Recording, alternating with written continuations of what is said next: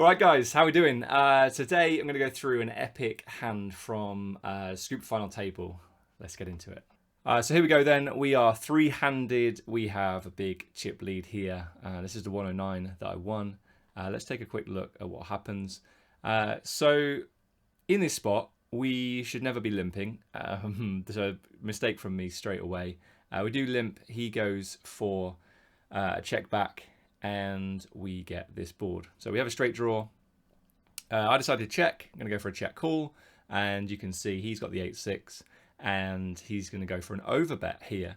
I haven't done any kind of solver analysis for this hand, apart from knowing that I shouldn't be limping in this spot because he's second in chips. We can apply a ton of pressure pre-flop. Anyway, here we are. This is where we're at. He then goes for this overbet, and I decide to call.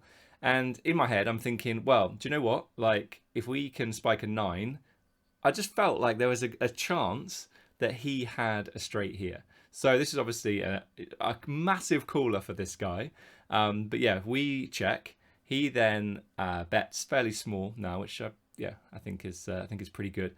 And I decided to just rip it. Now I'm hoping he hasn't got Jack 10 at this point. That would really suck. I just felt like he had a 6, and you can see he does have a 6 here, and he can't ever fold. It's a pretty grim spot for him when I do check jam.